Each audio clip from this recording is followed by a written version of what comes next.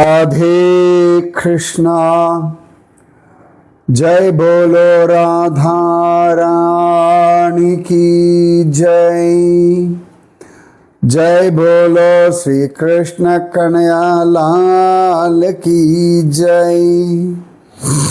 जय बोलो वृंदावन धाम की जय। जय बोलो यमुना मैया की जय। जय बोलो गोवर्धन गिरिराज की जय।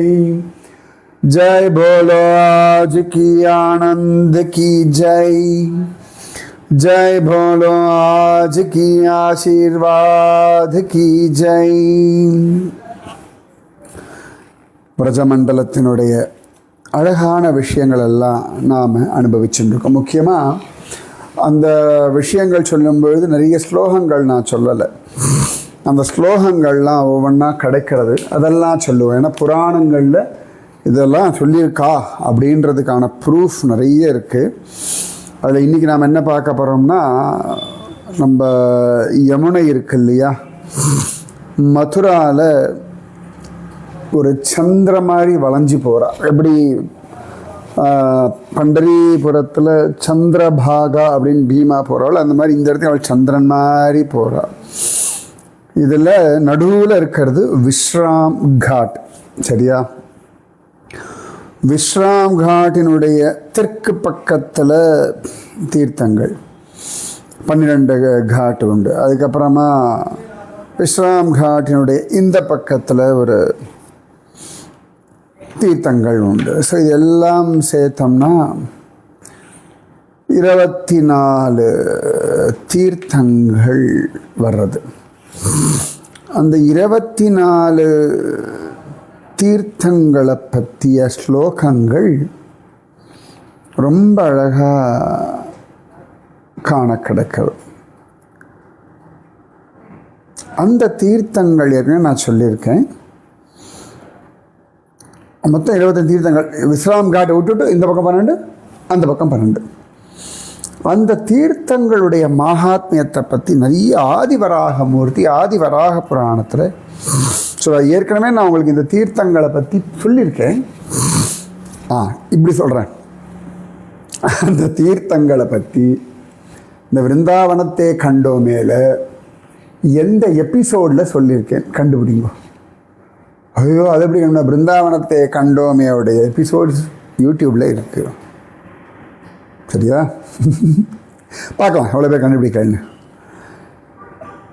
இந்த யமுனா தீர்த்தங்கள், யமுனாவினுடைய காட் படித்துறைகள், என்னென்ன படித்துறைகள், அது என்னென்ன தீர்த்தங்கள் இருக்குன்னு அதை பற்றிய ஸ்லோகங்கள் பார்ப்போமா? முதல்ல அவிமுக்த தீர்த்தம். ஆதிவராக புராணம் சொல்கிறது, அவிமுக்தே நரஸ்நாதோ முக்திம் பிராப்னோத்ய சம்சயம் தத்ராதமுஞ்சதே பிராணான் மம லோகம் சகச்சத். லோகத்தை அடைகிறான். இந்த இடத்துல காசி விஸ்வநாதர் அவ்வளோ அழகாக ஆராதனை. இந்த இடத்துல யார் ஸ்நானம் பண்ணுறாளோ அவர்கள் உசிறு போகும் பொழுது சம்சார சாகரே அவருக்கு விடுதலை கிடச்சிடும். பகவான் சொல்கிறான், மமலோகம் சகச்சதி, என் லோகத்தை அவர்கள் அடைவார்கள் அப்படின்னு. அவிமுக்த தீர்த்தம் 1. சரியா? 2வது முக்கியமாக அடுத்தது குஹ்ய தீர்த்தம். அஸ்தி சான்யதரம் குஹ்யம் சர்வசம்சார மோக்ஷணம் தஸ்மின் ஸ்நாதோ நரோ தேவி மம லோகே மஹீயதே. இதெல்லாம் ஆதிவராக புராணத்தில் வராகமூர்த்தி பூதேவிக்கு சொல்கிறார். இந்த இடத்துல யார் தீர்த்தம் ஆடுகின்றார்களோ அவர்கள் சம்சார சாகரத்திலிருந்து விடுதலை அடைந்த சர்வ சம்சார மோக்ஷணம் மமலோகே மகியத்தை என் லோகத்தை அடைவார்கள். பார்த்துக்கோங்க, வைகுண்ட பிராப்தி அடைகிறதுக்கு இவ்வளோ ஈஸியான வழி இருக்குது. அடுத்து பிரயாக தீர்த்தம். பிரயாக் நாம தீர்த்தம் து தேவானாமபி துர்லபம் தஸ்மின் ஸ்நாதோ நரோ தேவி அக்னிஷ்டோம பலம் லபேத். பிரயாகராஜ் பகவான் இங்கே ஆராதனை பண்ணுறான். இந்த இடத்துல பிரயாகராஜனுக்காகவே வேணி மாதவன் நித்தியமாக அங்கே இருக்கான். இந்த இடத்துல யார் குளிக்கிறார்களோ அவ அக்னிஷ்ட ஹோம, அதை விட அக்னிஷ்ட ஹோமம் பண்ணால் என்ன பலன் உண்டோ அதை விட அதிகமான பலன் அடைந்து வைகுண்ட லோகத்தை அடைவார்கள். ஸோ அவிமுக்த தீர்த்த, குஹ்ய தீர்த்த, பிரயாக தீர்த்த. அடுத்தது கங்கல்.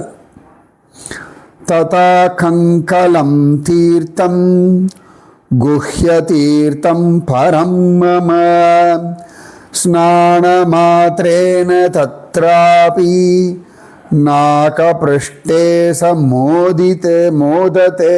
கங்கல். இந்த இடத்துல மகாதேவர் பார்வதி அவ்வளோ அழகாக 2 பேர் சேர்ந்து ஹரிய பூஜை பண்ணுறார். எப்படி இந்த தக்ஷ பிரஜாபதி அவனுடைய தவறுகளை மன்னித்து சிவபெருமான் அவனுக்கு சம்சார சாகரம் விடுதலை கொடுத்தாரோ, அந்த மாதிரி இந்த லோகத்திலிருந்து இந்த இடத்துல தீர்த்தம் ஆடுறவர்கள் சம்சார லோகத்திலிருந்து விடுதலை அடைந்து பிரம்மலோகத்தை அடைவார்கள். கங்கல். இந்த இடம் வேற எங்கே இருக்குது சொல்லுங்கள் பார்க்கலாம். கங்கல்னு பேர். Coin coil கங்கலம். கங்கல் எனக்கு ரொம்ப ஃபேவரட் ஒரு இடம், என்னோட ஹிமாலயாஸ் அங்கே தான். அடுத்தது திந்துக். அவிமுக்த தீர்த்தம், குஹ்ய தீர்த்தம், பிரயாக தீர்த்தம், கங்கல் தீர்த்தம், திந்துக தீர்த்தம். அஸ்தி க்ஷேத்ரம் பரம் குஹ்யம் திந்துகம் நாம க்ரமதஹ தஸ்மின் ஸ்நாதோ நரோ தேவி மம லோகே மஹீயதே. இது ரொம்ப ரகசியமான ஒரு தீர்த்தம். இந்த இடத்துல யார் குளிக்கிறார்களோ அவர்கள் என்னுடைய லோகத்தை அடைகிறார்கள் அப்படின்னு பகவான் சொல்கிறார். இதுக்கு பக்கத்தில் கொஞ்சம் தூரத்தில் தான் சைத்தன்ய மகாபிரபு தண்டி காட்னு ஒரு இடம் உண்டு. அந்த இடத்துல அழகாக தீர்த்தம் ஆடி தன்னை மறந்து நாமஜபம் பண்ணி ஆடினார் பேர். இன்றைக்கி அதுக்கு பேர் பெங்காலி காட்டுன்னு பேர். நான் அதை பார்த்துருக்கேன். ஓகேவா? அவிமுக்த தீர்த்தம், குஹ்ய தீர்த்தம், பிரயாக தீர்த்தம், கங்கல தீர்த்தம், திந்துக தீர்த்தம். அடுத்து சூரிய தீர்த்தம். சூரிய தீர்த்தம் மகிமை பார்க்கலாமா? ததப்பரம் சூரிய தீர்த்தம் சர்வ பாப விமோசனம் விரோச்சனேன பலினா சூரியஸ்த்வாராதிதப் புராம் ஆதித்யே அக்னி சங்கிராந்தௌ கிரஹணே சந்திர சூரியயோः தஸ்மின் ஸ்நாதோ நரோ தேவி ராஜசூய பலம் லபேத். இந்த சூரிய தீர்த்தத்தை பற்றி சொல்லும்போது சொல்றார், விரோச்சனனுடைய பிள்ளையான மகாராஜா பலி இந்த இடத்துல சூரிய தேவனை பூஜை பண்ணான் அப்படின்னு காண கிடைக்கிறது. 12 சூரியர்களே அவ்வளோ அழகாக பூஜை பண்ணா. ஏன்னா அதாவது இவன் இந்த இடத்துல பூஜை பண்ணானா மகாபலி. ஏன்னு கேட்டால் இந்த இடத்துல சூரிய தேவன் தன்னுடைய 12 கலைகளோடு அவன் இங்கே கிருஷ்ணனை அழகாக பூஜை பண்ணியிருக்கான். இந்த தீர்த்தத்தை பற்றி சொல்லும்பொழுது ஞாயிற்றுக்கிழமை, ரவிவாரம், சங்கராந்தி இப்போ வந்து இல்லையா, மாதம் சங்கராந்தி உண்டுன்னு சொன்னேன் இல்லையா. ஒரு சங்கராந்தி நான் பதில் சொல்லவே இல்லையே. தட்சிணாயன சங்கராந்தி நிறைய பேர் கண்டுபிடிச்சி எழுதியிருந்தார். திருப்பி சொல்கிறேன், கண்டுபிடிச்சி எழுதுங்க பார்க்கலாம். மக்கர சங்கராந்தின்றது உத்தராயணத்துக்கு. அப்போ தட்சிணாயன ஆரம்பம் என்ன மாதம் வரும்? இப்போ நீங்கள் பார்த்தோம்னா தை மாசி பங்குனி சித்திரை வைகாசி ஆணி, இதோட உத்தராயணம் முடிஞ்சது. ஆடி கர்க்கடக மாதம். சரியா? கர்க்கடகம் தானே. ஆஷாட மாதம். அப்போ எந்த ராசி என்ன சங்கராந்தி கண்டுபிடிச்சு சொல்லுங்க. சரியா? இந்த சூரிய தீர்த்தத்தில் ஞாயிற்றுக்கிழமை அப்புறமா சங்கராந்தி, சூரிய கிரகணம் இல்லாட்டி சந்திர கிரகணம், இந்த சமயத்தில் யாராவது ஸ்நானம் பண்ணிட்டாங்கன்னா ராஜசூய பலம், ராஜசூய யாகம் பண்ண பலம் கிடச்சிடும்.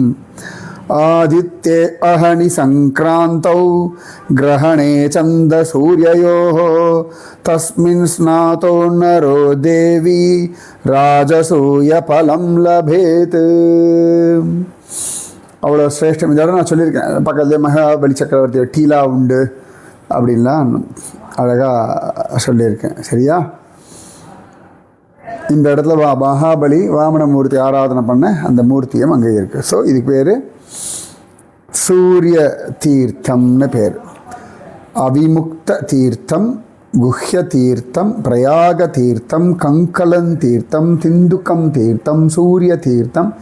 அடுத்தது வடஸ்வாமி தீர்த்தம். சூரிய தேவனோட ஒரு பேர் வடஸ்வாமின்னு பேர். அவர் இந்த இடத்துல பகவானை தியானம் பண்ணியிருக்கார். யார் ஞாயிற்றுக்கிழமை இந்த இடத்துல ஸ்நானம் பண்ணுறாளோ அவர்களுக்கு ஆரோக்கியம், ஐஸ்வர்யம் எல்லாம் கிடைக்கும். கடைசியில் சத்கதியும் கிடைக்கும். சௌர புராணம் சொல்கிறது. ததப்பரவடஸ்வாமி தீர்த்தானாம் தீர்த்தமுத்தமம் வடஸ்வாமீதி விக்யாதோ யத்ர தேவோ திவாகரஹ தத்தீர்த்தம் சைவ யோ பக்த்யா ரவிவாரே நிஷேவதே பிராப்னோதி ஆரோக்யம் ஐஸ்வர்யம் அந்தே ச கதிம் உத்தமாம். இது வடஸ்வாமி தீர்த்தம். இன்றைக்கி பட்டஸ்வாமி தீர்த்தம் அப்படின்னு சொல்லுவா. சரியா? அதனால் பட்டஸ்வாமி சூரியதேவன், அது சூரிய தீர்த்தம். அதுக்கு பேர் பட்டஸ்வாமி, இதுவும் சூரியதேவனுடைய தீர்த்தம். ஸோ என்னென்ன ஒன்று அவிமுக்த தீர்த்தம், அடுத்து குஹ்ய தீர்த்தம், பிரயாக தீர்த்தம், கங்கலம் தீர்த்தம், திந்துக்க தீர்த்தம், சூரிய தீர்த்தம், வடஸ்வாமி தீர்த்தம். அடுத்து நம்மால் யார்? துருவ தீர்த்தம். துருவ தீர்த்தத்தை பற்றி ஆதிவராக புராணம் சொல்கிறது. யத்ர துருவேன சந்தப்ரம் இச்சயா பரமம் தபஹ தத்ரைவ ஸ்நானமாத்ரேன த்ருவலோகே மஹீயதே த்ருவதீர்த்தம் ச வசுதே யஸ்ராத்தம் குருதே நரஹ பித்ருன் சந்தாரயேத் சர்வான் பித்ருபக்ஷே விசேஷதஹ. ஆதிவராக புராணம் சொல்கிறது, துருவன் இந்த இடத்துல 5 வயசு பாலனா நாரத முனிவர் இந்த இடத்துல தான் கிடச்சார் அவனுக்கு. நாரதர் சொன்னதுனால துருவன் இந்த இடத்துல தீர்த்தத்தில் இறங்கி ஸ்நானம் பண்ணி அவர்கிட்டேருந்து ஓம் நமோ பகவதே வாசுதேவாய என்ற மந்திரத்தை உபதேசம் வாங்கின்ற இடம் இதுதான். இங்கிருந்து தான் அவன் மதுவனத்துக்கு போய் தபஸ் பண்ணான் அப்படின்னு காண கிடக்கிறது. ஸோ துருவன் மதுவனத்துக்கு இங்கிருந்து போய் தபஸ் பண்ணான், இங்கே தான் குளித்தான், இங்கே தான் அவனுக்கு உபதேசம் ஆயிடுத்து. இந்த இடத்துல யார் ஸ்நானம் பண்ணுறாலோ அவர்களுக்கு துருவலோகே மஹீயத்தை, அவர்கள் துருவலோகத்தை அடைவார்கள். ஓகேவா? அந்த இடத்துல யார் ஸ்ராத்தம் பண்ணுறாளோ பித்ருக்களுக்கு கயால எப்படி பிண்டதானம் பண்ணுறாளோ அந்த மாதிரி இந்த இடத்துல யார் ஸ்ராத்தம் பண்ணுறாளோ அதே புண்ணியம் இங்கே கிடச்சிடும் அப்படின்னு சொல்லி காண கிடைக்கிறது. கடைசியில் அவர்கள் சத்கதியும் அடைவார்கள். பித்ருன்னு சந்தாரையேது சர்வானு பித்ருபக்ஷே விசேஷத்தக. மாலைய பக்ஷ சமயத்தில் இங்கே அழகாக ஸ்நானம் பண்ணி ஸ்ராத்தம் பண்ணுறது சத்கதியை கொடுக்கும். ஓகேவா? அவிமுக்த தீர்த்தம் 1, 2 குஹ்ய தீர்த்தம், 3 பிரயாக தீர்த்தம், 4 கங்கலன் தீர்த்தம், 5 திந்துக்க தீர்த்தம், 6 சூரிய தீர்த்தம், 7 வடஸ்வாமி தீர்த்தம், 8 துருவ தீர்த்தம், 9 ரிஷி தீர்த்தம். அழகா இந்த இடத்துல பத்ரி நரநாராயண ரிஷிகள் பகவானை இங்கே ஆராதனை பண்ணுறாளாம். தட்சிண துருவ தீர்த்தம் தட்சிண தெற்கு பக்கத்தில், அதுக்கு அடுத்தது இருக்குது. சரியா? அவளுக்கு என்ன ஆகிறது அப்படின்னு கேட்குறார். ரொம்ப அழகாக எல்லாம் ஆதிவராக புராணம் பேசிகிட்டே இருக்கு. தக்ஷிணே துருவ தீர்த்தஸ்ய ரிஷி தீர்த்தம் பிரகீர்த்திதம் தத்ர ஸ்நாதோ நரோ தேவி மம லோக மஹீயதே. இந்த இடத்துல யார் ஸ்நானம் பண்ணுறார்களோ அவர்கள் என் லோகத்தை அடைகிறார்கள். எவ்வளோ ஈஸி பாருங்கள்ல. அதுக்கு அடுத்தது மோக்ஷ தீர்த்தம். எதாவது 10வது மோக்ஷ தீர்த்தம். அந்த மோக்ஷ தீர்த்தத்தை பற்றி ஸ்லோகம் இருக்கு, சொல்லட்டுமா?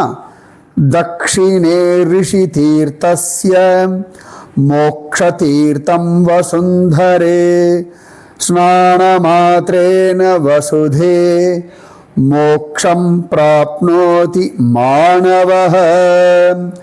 இந்த ரிஷி தீர்த்தத்துக்கு தட்சிண பாகத்தில், தட்சிணம்னா ரைட் சைட். இப்போ நீங்கள் துருவ தீர்த்தத்தை பார்த்து நிற்கிறீங்கன்னா உங்கள் ரைட் சைடு தான் தட்சிண பாகம். அதுக்கப்புறமா லைன் ரைட் சைடு. ஓகேவா? அந்த நிறைய தீர்த்தங்கள் உண்டு இல்லையா? இவ்வளவோ கன்னியாகுமரி முதலிய நிறைய தீர்த்தங்கள்லாம் உண்டு இல்லையா? நிறைய தீர்த்தங்கள் எல்லாம் பகவான கிருஷ்ணனை ஆராதனை பண்ண இடம் இந்த இடம். தட்சிண பாரதத்தில் இருக்கக்கூடிய, இப்படிதான் போட்டிருக்கா, தட்சிண பாரதத்தில் இருக்கக்கூடிய மதுரை தீர்த்தம், கன்னியாகுமரி முதலான தீர்த்தங்கள் இந்த மதுராபுரியில் இந்த படித்துறையில் கிருஷ்ணனை ஆராதனை செய்கிறார்கள். யார்? அப்போ வைகையிலிருந்து, தாமிரபரணியிலிருந்து, கன்னியாகுமரி பக்கத்தில் இருக்கக்கூடிய தீர்த்தங்கள்லிருந்து நம்ம தட்சிண பாரதத்தினுடைய இப்படியே இருக்கு. தட்சிண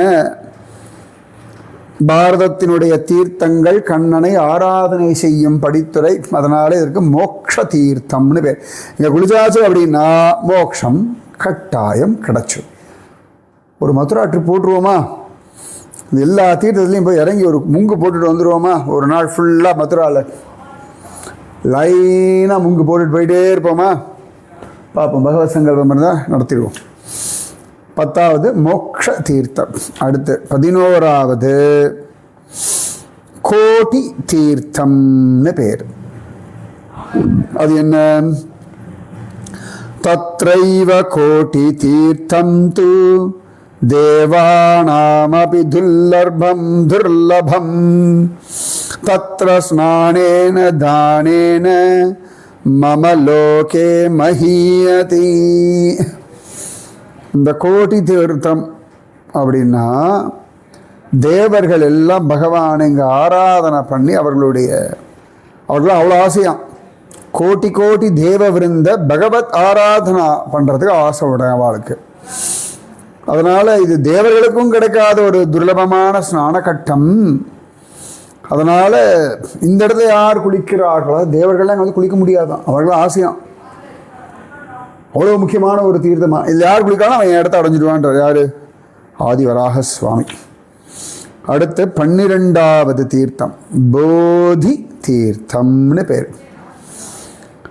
தத்ரைவ போதி தீர்த்தந்து பித்ருநாமபி துர்லபம் பிண்டம் தத் भुक्त्वा तु वसुधे पितृलोकं स गच्छति.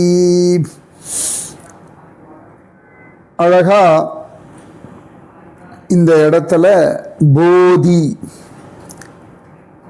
போதிசத்வர், நம்ம கௌதம புத்தர் சொன்னோம் இல்லையா, அது இல்லாமல் இன்னொருத்தர் உண்டுன்னு நிறைய பேருடைய அபிப்பிராயம். அவர் இங்கே தபஸ் பண்ணி தர்ம விஷயங்களை மக்களுக்கு சொல்கிறதுனால இதுக்கு பேர் போதி தீர்த்தம்னு பேர். இங்கே ராவணன் ரகசியமான ரூபத்தை தவம் பண்ணியிருக்கான்.